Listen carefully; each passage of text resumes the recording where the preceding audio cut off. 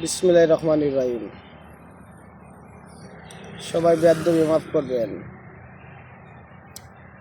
কিছু কিছু যে পর্যায়ে দেখতাছি এখন বর্তমানে রাজনীতি, বিএনপির বড় নেতা যায় তানার মাঝে আওয়ামী লীগের ডেবিল ধরাইতো, অথচ তার সাথে আওয়ামী লীগের ডেবিল লইয়া যায় তানাত আরেক ডেবিল ধরাইতো।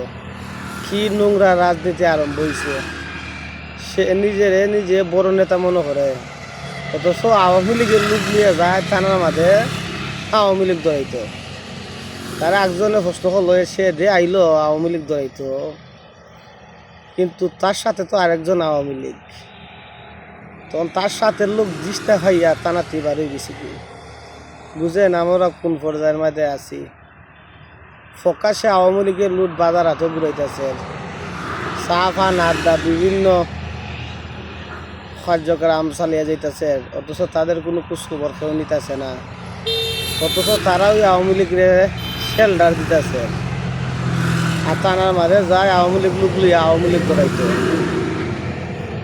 বড় বড় লিডার হল আওয়ামী লীগের সন্ত্রাসীর বাহিনী, তারা সদ্য সারা বাজার হাটে ঘুরাইতেছে, তারা পুলিশ প্রশাসনের চোখে দেখে না। আর বড় নেতা যায় আওয়ামী লীগ করাইতো থানার। কি নোংরা রাজনীতি আরম্ভ হয়েছে দেশের মাঝে। আমি চিন্তা করে দেখতেছি, কখন না জানি আমারে না জানে এরা আওয়ামী লীগের ডেবিল বানাইয়া দেয়, যে সমস্ত নোংরা রাজনীতি আরম্ভ করছে এরা। আরে বেটা, তোরে যদি নেতা আমরা না মানি, তুই কিসের নেতা? তোর নেতাগিরি তুই কর।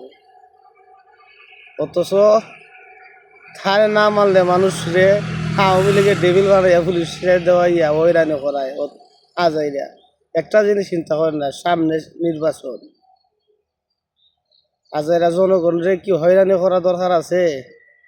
হ্যাঁ, যে আওয়ামী লীগ তোমরা তাকে প্রকৃত আওয়ামী লীগ যারা করে, যারা পদ্মারি বড় বড় নেতা লিডার আছে, তাদেরকে তোমরা ধরাও।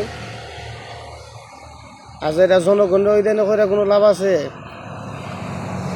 সবাই ভালো থাকবেন, বেয়াদবি হলে ক্ষমা দৃষ্টিতে দেখবেন। আসসালামু আলাইকুম।